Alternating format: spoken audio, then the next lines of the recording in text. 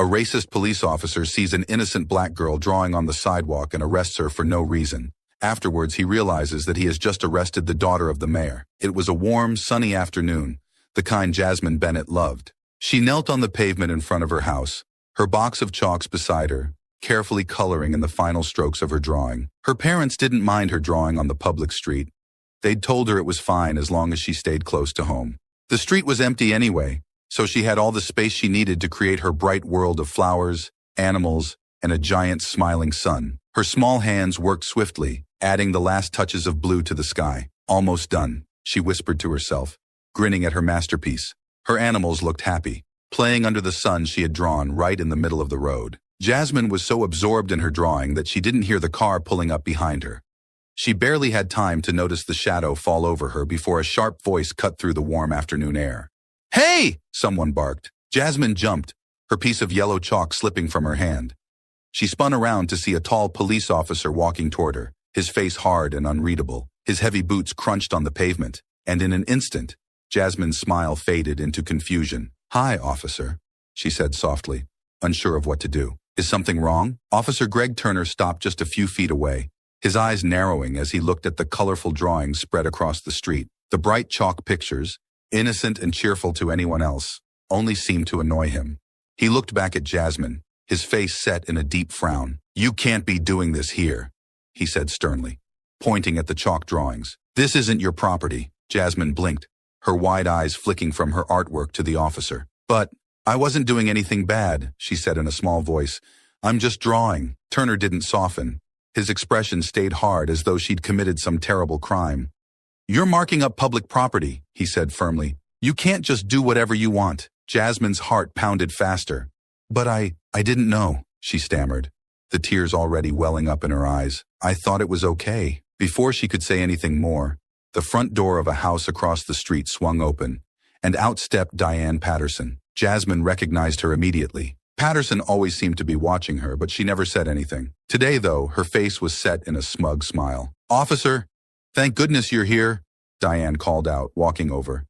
She glanced at Jasmine, her lips curling in distaste. "I'm glad someone's finally handling this. She's been making a mess out here for days." Jasmine's heart sank even further. "But I'm just drawing," she said quietly, almost pleading now. "It's just chalk." Diane waved her hand dismissively, her voice cold. "I've seen enough. This isn't a playground," she said sharply. "You can't just let these kids mark up the street like this. It brings down the whole neighborhood." Jasmine's eyes darted back to Officer Turner, but his frown had deepened. He wasn't interested in hearing more. "I'm going to need you to come with me," he said, his voice final. The words hit Jasmine like a heavy blow. "No!" she cried, stepping back. "Please, I'll stop. I'll clean it up. My dad's inside. You can ask him." Turner didn't care. Without another word, he grabbed her arm and pulled her toward the squad car parked a few feet away. Jasmine struggled, tears streaming down her face. "I didn't do anything wrong," she sobbed. "Please, don't take me away." But Officer Turner ignored her, reaching for his handcuffs. The metal clicked around her small wrists, cold and tight. Jasmine's breath caught in her throat, and her legs shook as the officer opened the back door of the car and pushed her inside. As the door slammed shut, Jasmine pressed her tear-streaked face against the window, watching her bright chalk drawings fade from view. The animals, the flowers, the big smiling sun, everything she had spent all afternoon creating, were left behind on the street, just like her. Jasmine sat in the back of the squad car, her hands trembling against the cold steel of the handcuffs. The tears streamed down her face as she stared out of the window, watching her colorful chalk drawings slowly fade away as the car pulled away from her house. The drawings, once so bright and full of joy, now seemed distant, like they belonged to someone else. Her heart pounded against her chest, her mind racing to make sense of what had just happened. How had things gone so wrong? It was just chalk. She didn't understand why the officer was treating her like a criminal. Everything felt like a bad dream she couldn't wake up from. Officer Greg Turner glanced in the rearview mirror, his face still hard, showing no sympathy for the young girl crying in the back seat. He didn't see a little girl. He saw a troublemaker, someone who needed to be taught a lesson. "Quiet down back there," he barked, his voice sharp and impatient. Jasmine tried to hold back her sobs, her small body shaking as she struggled to wipe her face with her cuffed hands. "Please," she whispered, her voice barely audible. "I didn't mean to do anything wrong." It was just drawing. Turner's grip on the steering wheel tightened, his eyes fixed on the road ahead. You were vandalizing public property, he said, his tone cold. You can't just go around marking up streets like that. There are consequences for breaking the law. Jasmine's tears kept falling, her face hot with confusion and fear. But it was just chalk, she pleaded, her voice trembling. I wasn't hurting anything. The officer didn't respond. To him, it didn't matter if it was chalk, paint, or spray cans. Rules were rules, and she had broken them. He had a job to do, and in his eyes, that was all there was to it. The car pulled into the parking lot of the police station, and Jasmine's stomach twisted into knots. The station was a large, intimidating building made of dull gray bricks, its windows high and unwelcoming. Jasmine had never been anywhere like this before.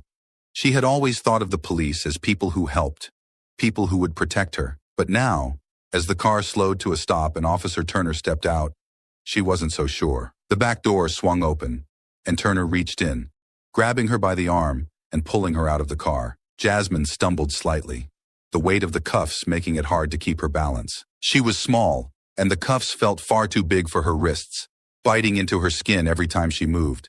The officer led her into the station, his grip firm and unrelenting. The fluorescent lights inside the station were harsh, casting long shadows against the walls. Jasmine looked around, her wide eyes taking in the unfamiliar surroundings. Everything felt cold, emotionless. Turner marched her down a long hallway, his footsteps echoing off the walls. We're going to process you for vandalism, he said flatly, as if this was the most routine thing in the world.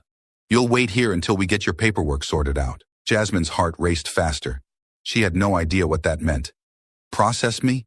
She whispered, more to herself than to him. She was led into a room where another officer glanced at her, raising an eyebrow. He wasn't used to seeing someone so young brought in, especially not in handcuffs. What's the story here? He asked, glancing from Turner to Jasmine and back again. Caught her marking up the street with chalk, Turner said, his voice full of authority, as though this were a serious crime. Public property, no permission. The other officer's eyebrows rose even higher, but he didn't say anything, only nodding slowly. Jasmine's eyes were wide with terror, her hands trembling as Turner pulled her closer to the desk. Please, she whispered again. I didn't mean to. Before she could finish, the door to the station burst open with a loud bang. Where is she?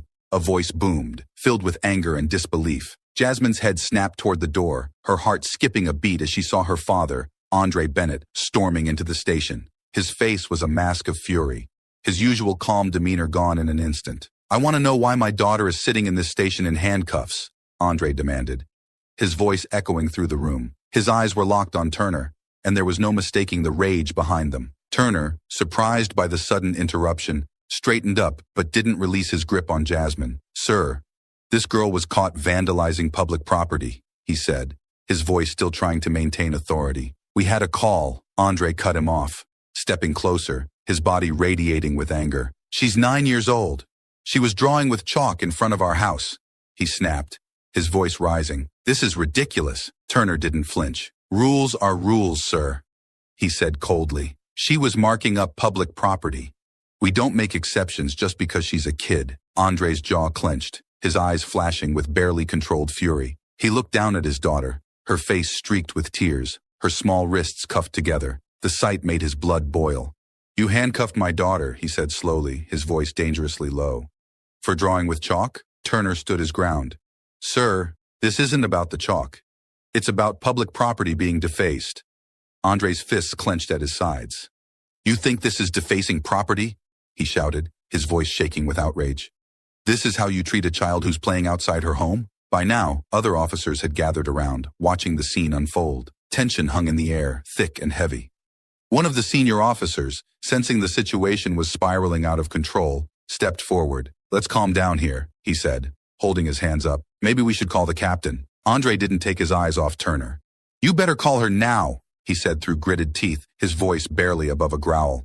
Before I do. The tension in the police station was thick, almost suffocating. Andre Bennett stood tall, his fists clenched at his sides as he glared at Officer Turner. Jasmine, her small frame trembling, clung to her father's leg, her tear-streaked face filled with confusion and fear. Other officers lingered nearby, exchanging uneasy glances, unsure of how to handle the situation spiraling out of control. I want these cuffs off my daughter, Andre demanded, his voice low and controlled, though the rage simmering beneath his words was unmistakable. Now, Officer Greg Turner stood firm, his expression hard, determined to maintain control of the situation. He wasn't backing down. "Sir, as I said before, your daughter was vandalizing public property," he replied, his tone rigid. "We follow the rules here, and that's what I'm doing." Andre took a step closer, his eyes narrowing. "She's a 9-year-old girl, drawing with chalk on the street in front of her house. And you arrested her," he growled, his voice rising. "You put handcuffs on her." Turner didn't flinch, though there was a flicker of doubt in his eyes. "Sir, it's still public property. She was defacing it." "I'm just following protocol," he repeated, though the words came out less confidently this time. Before Andre could respond, the door at the back of the station swung open with force, and in walked Police Captain Evelyn Moore. She was a tall, no-nonsense woman with years of experience, and her eyes immediately scanned the room, taking in the scene in front of her. She had been alerted to the situation by another officer, and she wasn't pleased with what she saw. As Captain Moore approached, her gaze fell on Andre. Her eyes widened slightly, a look of recognition flashing across her face. This wasn't just an angry parent. This was Andre Bennett, the mayor. Her pace quickened, and she moved directly toward them, her posture stiffening with a mix of professionalism and urgency. "What's going on here?" Captain Moore asked, her voice sharp as she shot a look at Turner, who instantly straightened under her scrutiny. "Captain, I was handling a report of vandalism," Turner began, trying to maintain his composure. "This girl was drawing on the street with chalk, public property. I followed standard procedure and..." Captain Moore cut him off with a sharp wave of her hand. "You handcuffed a 9-year-old girl for drawing with chalk," she said, her voice cold, her eyes narrowing as she looked between Turner and the handcuffed child. Her jaw tightened as she turned to face Andre directly. "Mr. Bennett, Andre interrupted, his tone biting. "You put my daughter in handcuffs for chalk. Captain, this is completely unacceptable." Moore's face flushed slightly, and she immediately realized the gravity of the situation. Her mind raced. The mayor's daughter in handcuffs? This was not going to go well. She took a deep breath, steadying herself before speaking. "Mr. Bennett, I deeply apologize," she said, her tone more formal now. "This should never have happened." Andre didn't relax, his glare still firmly on Turner. "Damn right it shouldn't have." Captain Moore turned to Officer Turner, her voice icy. "Take those cuffs off her, now." Turner hesitated, glancing between the captain and Andre. He opened his mouth to protest, but one look from Captain Moore silenced him. With stiff hands, he pulled out his keys and removed the cuffs from Jasmine's wrists, the metal clinking as they fell away. Jasmine immediately rushed into her father's arms, her small body shaking as she buried her face against his chest. Andre knelt down and wrapped his arms around her, his face softening as he whispered gently into her ear. "It's okay, baby. It's over now," he said, though the anger still simmered beneath his words. Captain Moore watched the scene unfold, her stomach sinking. She knew this was a disaster, and she had to act quickly to contain the fallout. She turned to Turner, her face stony. "Officer Turner, step outside, now." Turner's jaw clenched, and for a moment, it looked like he was going to argue. But something in the captain's expression warned him against it. Without a word, he turned on his heel and left the room, his posture stiff with frustration. Once Turner was gone, Captain Moore faced Andre and Jasmine again, her tone softer but still filled with urgency. "Mr. Bennett, again, I deeply apologize for what's happened here," she said carefully. "This was handled poorly, and I will personally see to it that there are consequences for Officer Turner's actions." Andre stood, still holding Jasmine close, his eyes cold as he regarded the captain. "This is more than just a mistake," he said, his voice low. "This is about how this department handles situations like this. And if things don't change, I will make sure everyone knows what happened here today." Captain Moore didn't flinch under his gaze, but she nodded solemnly. "I understand, sir. I will handle this internally, and I will ensure that changes are made." Andre didn't respond immediately. Instead, he looked down at Jasmine, gently brushing a tear from her cheek. "We're leaving," he said firmly, his eyes returning to Captain Moore. "But this isn't over." Captain Moore nodded once more, understanding the weight of his words. "Thank you for your patience, Mr. Bennett," she said quietly. "I will be in contact with you about how we move forward." Without another word, Andre turned and led Jasmine out of the station, holding her close as they stepped into the cool afternoon air. Jasmine sniffled softly, looking up at her father with wide, tear-filled eyes. "Daddy," she whispered, her voice small and uncertain. "Why did they arrest me?" I wasn't doing anything wrong. Andre's heart ached at her question, and he knelt down in front of her, his large hands gently resting on her shoulders. You didn't do anything wrong, baby, he said softly, his voice thick with emotion. Sometimes, people just don't see things the way they should. Jasmine blinked, her innocent face still full of confusion. But it was just chalk, she whispered. Andre smiled sadly, brushing a stray curl away from her face. I know, sweetheart. I know. As they walked back to the car, Jasmine held tight to her father's hand. The battle for justice would come next. But for now, Andre focused on what mattered most, getting his daughter home, safe in his arms. The sun hung lower in the sky now, casting long shadows across the street as Andre and Jasmine made their way to Diane Patterson's house. Andre's jaw was tight, his stride purposeful. Jasmine clung to his hand, her small frame still trembling from the day's events. She had been quiet since they left the police station. But now, as they neared the neighbor's house, her eyes darted nervously toward her father, sensing the anger radiating from him. Daddy, she whispered softly, why are we going to Mrs. Patterson's house? Andre's voice was calm, but his anger was simmering just below the surface. We need to talk to her, Jasmine, he said, his eyes fixed on the front door ahead. She's the one who called the police. Jasmine's grip tightened on her father's hand, her heart pounding in her chest. But why would she call them? I wasn't doing anything wrong. I was just drawing. Andre stopped walking for a moment and knelt down to her level, looking into her tear-filled eyes. I know, baby, he said softly, gently cupping her face in his hands. You didn't do anything wrong, but sometimes people don't see things the way they should. And that's why we need to talk to her. Jasmine sniffled, wiping her nose with the back of her hand. I was just drawing animals and flowers, Daddy, she said, her voice breaking slightly. And then the policeman came. He yelled at me and told me to stop, but I didn't know why. I tried to tell him that I wasn't hurting anything, but he wouldn't listen.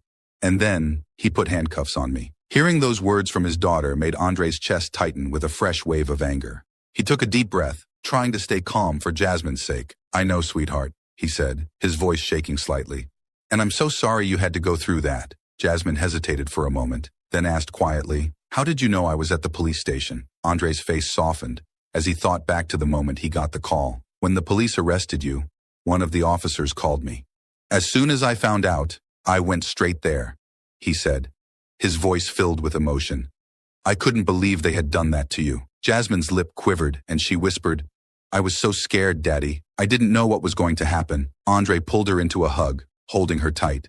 I know, baby, but I came as soon as I knew, and I won't let anything like this happen to you again. After a moment, they pulled away from each other and Andre stood up, his expression hardening once more. Now, he said, we need to make sure Mrs. Patterson understands what she did. They continued walking toward Diane's house, and when they reached the porch, Andre knocked firmly on the door. Jasmine stayed close to him, her small hand still wrapped around his. A moment later, the door opened, revealing Diane Patterson standing there with a look of surprise on her face. Mr. Bennett, Diane said, her voice tight.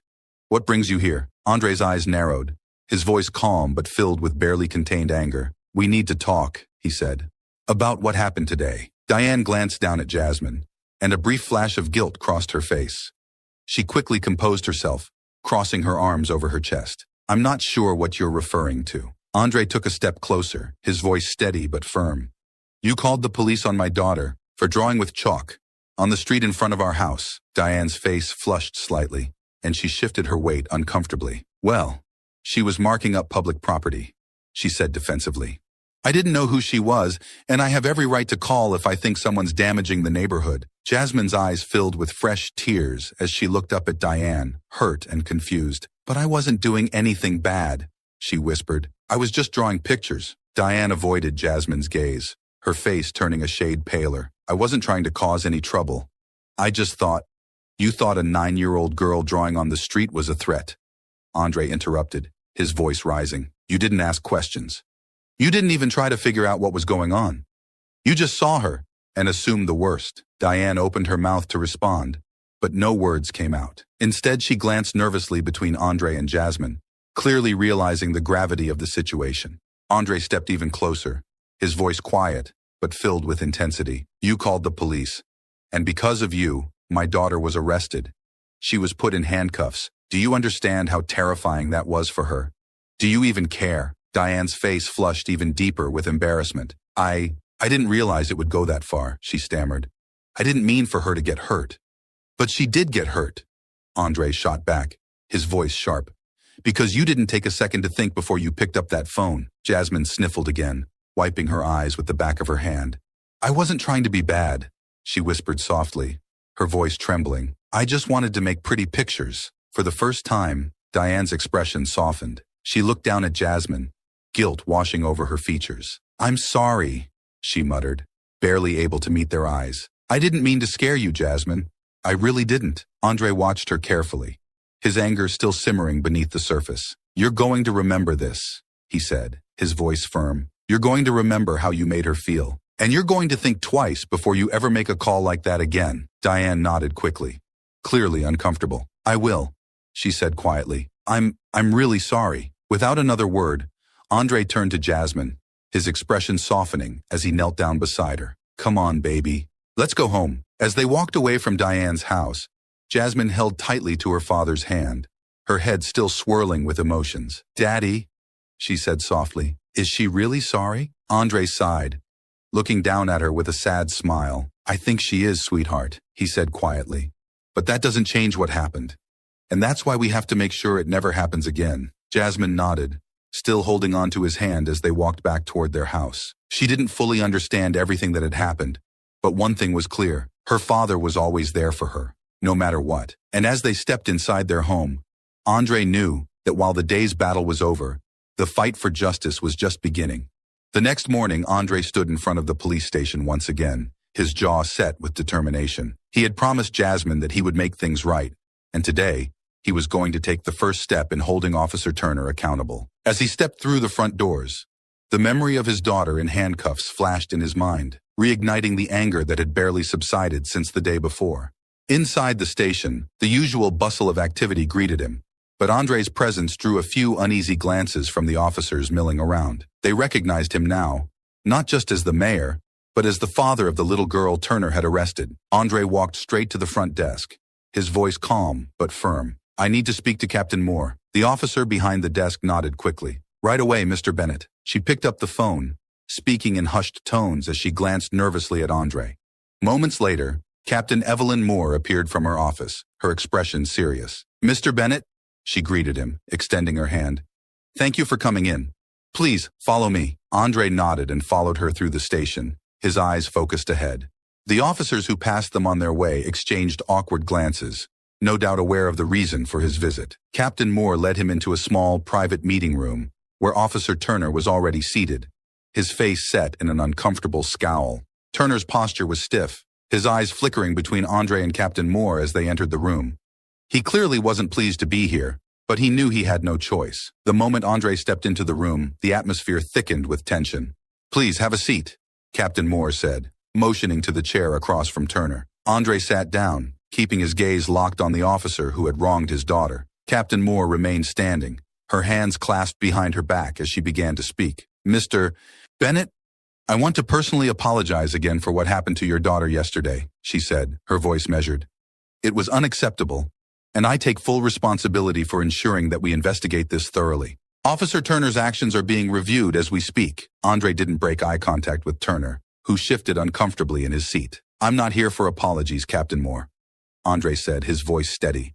I'm here to make sure that my daughter and no other child ever has to go through something like this again. Captain Moore nodded, clearly expecting this. I understand, and I agree with you. Officer Turner's conduct was inappropriate, and I'm working to ensure that proper measures are taken. Turner, who had remained silent until now, finally spoke up, his voice defensive. I was just following protocol, he said, though there was a clear edge of frustration in his tone.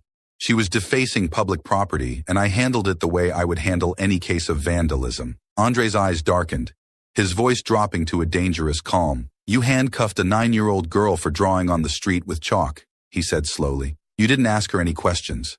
You didn't speak to me or anyone else before you decided to treat her like a criminal? And you're telling me that's protocol? Turner's mouth twitched slightly, but he didn't respond. Captain Moore, sensing the escalating tension, stepped in. Officer Turner, she said sharply, this isn't just about protocol. This is about how you chose to handle the situation. A situation involving a child. Turner leaned forward, his voice rising slightly. I didn't know she was the mayor's daughter at the time. he muttered, clearly irritated. I was just trying to do my job. Andre's eyes flashed with anger, but he remained calm. It doesn't matter who she is. Whether she's the mayor's daughter or not, she's a child. And you failed to see that. All you saw was someone you assumed was doing something wrong. There was a heavy silence in the room as Turner stared down at the table, unwilling to meet Andre's gaze. Captain Moore took a deep breath before speaking again.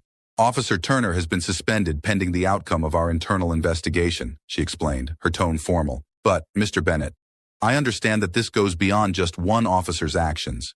We're committed to addressing the larger issues at play here. We're reviewing our training and procedures to ensure that nothing like this happens again. Andre leaned back slightly in his chair, his eyes still focused on Turner. That's a start, he said slowly. But it's not enough. Captain Moore's expression remained serious. I understand. What would you like to see happen, Mr. Bennett? Andre paused for a moment, considering his words carefully. First, I want to see Officer Turner fired, he said, his voice firm but calm. Someone who reacts the way he did, without any thought for the person in front of him, has no place in this community, especially not in law enforcement. Turner's face tightened, but he remained silent, clearly realizing he wasn't going to win this argument. And second, Andre continued, I want real reforms in this department, better training on how to deal with children, on how to handle situations with care and understanding. This isn't just about my daughter. It's about making sure this doesn't happen to anyone else. Captain Moore nodded solemnly. I hear you, Mr. Bennett. I can't make any promises right now, but I will take your concerns seriously. We're committed to making changes, and your input is invaluable in that process. Andre stood up, his eyes locking onto Turner one last time. I expect to see action, he said firmly. This can't just be swept under the rug. Turner glanced up at him, his face tight with frustration, but he didn't say a word. Captain Moore stepped forward, extending her hand. Thank you for coming in, Mr. Bennett. I assure you, this matter will be handled. Andre shook her hand, his expression still hard. I'll be watching, he said simply, before turning to leave the room. As he walked out of the station, the weight of the day's events pressed heavily on his shoulders. He knew this wasn't the end of the fight, but it was a step toward justice. He had promised Jasmine that he would make things right, and he wasn't about to stop now. A few weeks had passed since the tense meeting at the police station, but Andre hadn't slowed down. He had kept up the pressure, making sure Captain Moore and the department knew he wasn't going to let Officer Turner's suspension be the end of it. He had spoken with local leaders, attended community meetings, and ensured that what happened to Jasmine remained a topic that couldn't be ignored. Today, Andre was sitting with Jasmine on the front porch, ready to explain what had happened since that awful day. She had been quiet, still processing everything, but Andre knew she deserved to know the truth, even if it was hard. Jasmine sat on the steps, her legs swinging back and forth as she doodled small shapes in her notebook. The weather was warmer now, with the sun beaming down on their quiet street. Andre watched her for a moment, gathering his thoughts before sitting beside her. Hey, sweetheart, he said softly, placing a hand on her shoulder. Jasmine looked up, a small smile on her face. Hi, Daddy, she said, though her voice had a hint of uncertainty. She hesitated for a moment before asking, Did you go back to the police station again? Andre nodded, his expression serious. Yes, I did, he said gently. We've been talking a lot about what happened, about Officer Turner and how they handled everything. Jasmine looked down at her notebook, tracing the lines with her pencil. Is he still working there? She asked, her voice quiet. Andre sighed, knowing the question was coming. No, he's not, he said. He's been suspended. That means he's not working right now while they investigate what happened. Jasmine's eyes widened slightly, and she looked up at her father. So, he's in trouble? She asked, her voice tinged with a mix of curiosity and uncertainty. Andre nodded. Yes, he is. What he did was wrong, and they're figuring out what to do about it. He's not allowed to go back to work until they finish looking into everything. Jasmine seemed to absorb his words carefully, her small brow furrowed in thought. Will he ever come back? She asked softly. Andre leaned forward, looking directly into her eyes. That's what I'm working to make sure of, he said firmly. I don't want him to come back. He shouldn't be a police officer after what he did to you. Jasmine was quiet for a moment, processing everything. Then she looked down at her hands, her voice small. I'm glad he's not working right now, she whispered. He scared me, Daddy. I don't want him to scare anyone else. Andre's heart ached hearing her say that. He reached out, gently stroking her hair. I know, baby. And that's why I've been talking to the police, to make sure this doesn't happen to anyone else. They're looking at how things were handled, and they're going to make changes. Jasmine glanced up at him, her eyes filled with curiosity. What kind of changes? She asked. Andre smiled gently, trying to keep things simple. They're going to make sure that police officers are trained better, especially when it comes to handling situations with kids, he explained. They're going to learn how to talk to people instead of just jumping to conclusions. That way, what happened to you won't happen again. Jasmine bit her lip, still thinking. Is it going to work, Daddy? She asked hesitantly. Andre nodded, though he knew it wouldn't be an easy or quick fix. It's a start, he said. It's going to take time, but by pushing for these changes, we're making sure they learn how to do better. It's important that we keep speaking up, like we've been doing. Jasmine looked back down at her notebook, her fingers tracing the drawings she had made earlier. I hope they listen, she said quietly. Because what he did was really mean. Andre nodded, his heart heavy. I hope they do too, sweetheart. And I'm going to keep making sure they do. For a moment, they sat together in silence, the sun warming their skin. Andre could see that Jasmine was still carrying some of the weight of what happened. But there was also a quiet strength in her. She had gone through something terrible, but she was still his bright, resilient daughter. Jasmine broke the silence first. Daddy? She asked softly, glancing up at him. Can I still draw outside? Andre smiled, the love and pride he felt for her filling his heart. Of course you can, he said, his voice full of warmth. This is your home, and you should never be afraid to do what makes you happy. You keep drawing, Jasmine. Don't let anyone take that from you. Jasmine smiled back, the corners of her eyes crinkling as she nodded. Okay, she said quietly, a hint of determination in her voice. As they sat together, the weight of the past few weeks seemed to lift just a little. Andre knew there was still more work to be done, both in the police department and in the community. But for now, they could take comfort in the progress they had made. He had fought for his daughter, and he wasn't going to stop until justice was fully served. Jasmine picked up her chalk from beside the porch, her small fingers gripping it tightly. I think I'm going to draw a big rainbow today, she said with a grin. Andre chuckled softly, nodding. That sounds like a great idea. Make it as big and bright as you can. Jasmine giggled and ran down to the sidewalk, where she began drawing the outline of a massive rainbow, her hands working quickly as bright colors filled the pavement. As Andre watched her, a sense of peace settled over him. He had kept his promise to his daughter, and though the fight wasn't over, today was a victory. Jasmine was outside again, drawing with chalk, fearless, joyful, and free. And this time, as she created her masterpiece, there was no officer coming to stop her. Only the bright colors of her imagination stretching across the street, filling the space with life once again. A few more weeks had passed, and though Officer Turner was still suspended, Andre knew his work wasn't over. The investigation was dragging on, and there was still no final word on whether Turner would be permanently removed from the force. The community had rallied behind Andre, but he wasn't willing to take any chances. He needed to make sure that the department followed through on its promises, not just for Jasmine's sake, but for every child who could face the same treatment. Andre had one more meeting at the police station scheduled today, this time with the police chief and Captain Moore. He knew this meeting would be crucial, the final push to ensure that Turner's suspension turned into something permanent, and that the changes the department had promised weren't just words on paper. As Andre arrived at the station, the air felt different. There was an anticipation in the air, as if the weight of everything that had happened was finally coming to a head. He walked in with a calm determination, greeted by respectful nods from officers who now recognized the gravity of the situation. He wasn't just the mayor, he was a father who had fought relentlessly for his daughter's justice. Captain Moore met him at the front and led him to the chief's office. The police chief, an older man with graying hair and a thoughtful expression, sat behind his desk, waiting as Andre entered. Captain Moore stood by his side, her face serious as ever. Mr. Bennett, the chief greeted him, gesturing to the seat across from him. Thank you for meeting with us again. I know this process has taken longer than expected. Andre sat down, his eyes steady as he looked at both of them. It has, he agreed.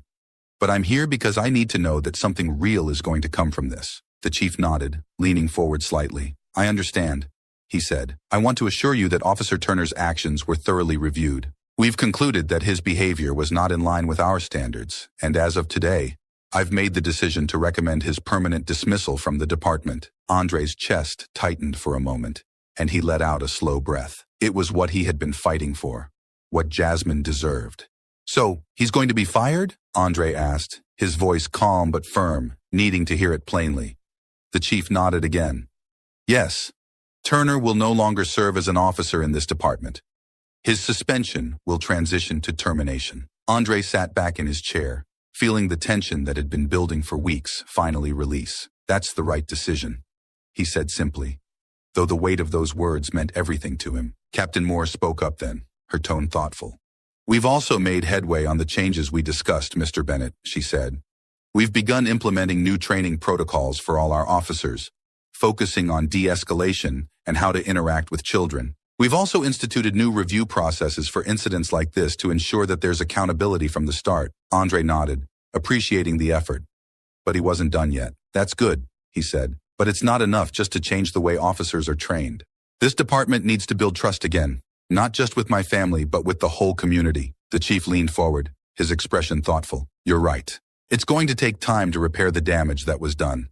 Not just to your daughter, but to the trust between this department and the community. I'd like to involve you in those efforts, Mr. Bennett." Andre raised an eyebrow, interested in where this was going. "What do you have in mind?" "We're planning to hold community meetings, forums where residents can speak directly with officers and voice their concerns," the chief explained. "We want to hear from people, and we want to be transparent about the changes we're making. Your involvement would help bridge that gap." Andre considered it. He had spent so much time fighting for justice that the idea of being part of the solution felt right. "I'll do it," he said. "But only if I see real, lasting change." "This isn't about putting a Band-Aid on the problem," the chief nodded solemnly. "Understood. We're committed to making this right," Captain Moore added. "Your presence will help hold us accountable, Mr. Bennett. It's one thing for the police to talk about reform, but it's another to have someone who has lived through this experience pushing us to keep our word." Andre couldn't help but feel a surge of pride. He had fought this battle for Jasmine, but now it was about more than just her. It was about making sure no other child had to face what she did. It was about building something better for their community. "I'll hold you to that," Andre said, his voice firm. "I'll work with you to make this right.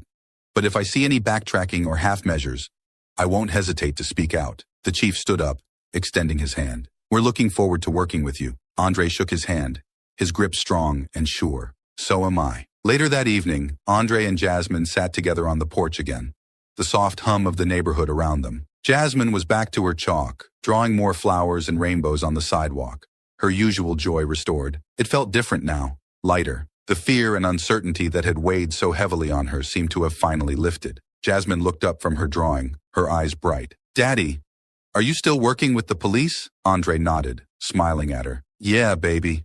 We're going to make sure things get better. Not just for us, but for everyone." Jasmine grinned, looking back at her drawing. "I'm glad. I don't want anyone else to feel scared like I did." Andre's heart swelled with pride.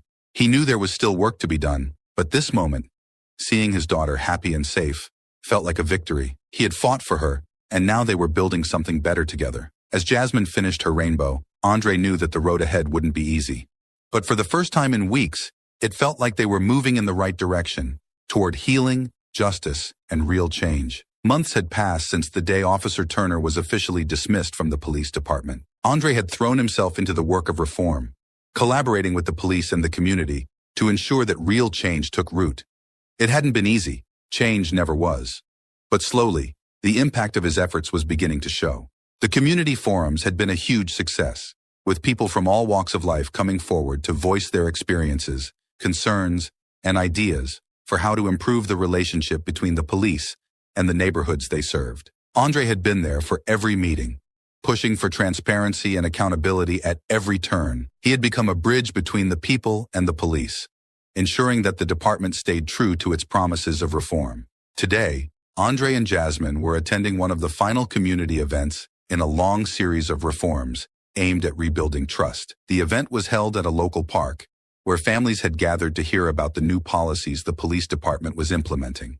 Jasmine skipped beside her father, her spirits high, holding his hand as they walked. "Are we going to meet the police again?" Jasmine asked, her eyes bright with curiosity. Andre smiled down at her. "We are," he said, "but this time, it's going to be different. They're here to show the community the changes they've made. Things are going to be better now, Jasmine." Jasmine nodded thoughtfully, her grip on his hand tightening. "Good," she said simply. "I don't want any more kids to be scared." Andre's heart warmed at her words. Jasmine's resilience had inspired him every day since the incident, and knowing that she felt safer now made all the hard work worth it. As they reached the park, they were greeted by Captain Moore, who was overseeing the event. Her demeanor had shifted since that first tense meeting. Now she looked less like an enforcer and more like a partner in the effort to rebuild the community's trust. She smiled warmly as Andre and Jasmine approached. "Mr. Bennett, Jasmine," she greeted them. "I'm glad you could make it." Jasmine gave a small smile, hiding behind her father just a bit. Andre nodded to Captain Moore. "We wouldn't miss it. I hear the department's got some big updates to share today." Captain Moore's face brightened. "Yes, we've been working hard on the reforms. We've implemented new training programs across the entire force, focusing on de-escalation, cultural sensitivity, and interacting with youth. We've also launched a new community outreach initiative to build better relationships with the neighborhoods we serve." Andre smiled, appreciating the progress. "It's good to hear," he said. "But you know I'll keep making sure you follow through." Captain Moore chuckled lightly. "I wouldn't expect anything less," she said. "But honestly, this has been a learning process for all of us. I think we're moving in the right direction." As they continued to talk, other officers joined the event, mingling with the families who had gathered. This time, there was no tension in the air, just conversation, laughter, and a feeling of hope. The officers were approachable, taking time to speak with children and parents alike, answering questions, and explaining the changes that had been made to the way they operated. Jasmine watched the scene with curiosity. She had been cautious around police officers ever since her arrest, but today something felt different. She tugged on her father's sleeve, looking up at him. "Daddy, can I go talk to them?" Andre hesitated for a moment, then smiled. "Of course, baby. Go ahead." Jasmine let go of his hand and walked over to one of the officers who was showing some kids how to draw with sidewalk chalk, something they had set up specifically for this event, as a nod to what had started the whole journey for Jasmine. She smiled shyly, watching the officer draw a flower on the pavement. The officer, noticing her interest, smiled warmly. "Want to give it a try?" he asked, holding out a piece of blue chalk. Jasmine hesitated, glancing back at her father, who gave her an encouraging nod. Slowly, she took the chalk from the officer's hand and knelt down beside him, carefully adding her own drawing to the pavement. Soon, other children joined in, creating a colorful mural that spread across the walkway. The officer knelt beside them, laughing and offering tips on their drawings. Andre watched from a distance, his heart swelling with pride. This was the world he wanted for his daughter, one where she could be herself, safe, and free to express her creativity without fear. It wasn't a perfect world, but it was better than it had been before. Captain Moore stood beside Andre, watching the scene unfold. "You've done a lot to get us here, Mr. Bennett," she said quietly. "I hope you know that." Andre nodded, his eyes on Jasmine. "We all have," he replied. "But there's still more work to do. This isn't the end." Captain Moore smiled. "No, it's not," she agreed. "But it's a good start." As the event continued, Andre and Jasmine walked around the park, stopping to talk with families and officers alike. The conversations were full of hope and possibility, with parents thanking Andre for his relentless efforts and police officers assuring them that they were committed to doing better. Later that day, as the sun began to set, Jasmine and Andre sat on a bench together, watching the colors fade from the sky. Jasmine rested her head on her father's shoulder, a peaceful smile on her face. "Daddy," she said softly, "I think everything's going to be okay now." Andre smiled, wrapping his arm around her shoulders. "Yeah, baby," he said, his voice full of warmth. "I think you're right. The fight for justice wasn't over. There would always be more to do, more to fix. But today, as Andre looked around at the community that had come together, he felt something new. He felt hope. Jasmine was safe, and the world around her was changing for the better. That was enough for now. As they stood up to leave, Jasmine picked up a piece of chalk from the ground and handed it to her father, grinning. "Your turn to draw, Daddy." Andre laughed, taking the chalk from her. Together they knelt on the sidewalk, adding their own bright colors to the mural of change they had helped create, one that would keep growing, day by day. And as they walked home, hand in hand, Andre knew that their story wasn't just about what had happened, but about what was still to come. It was a new beginning.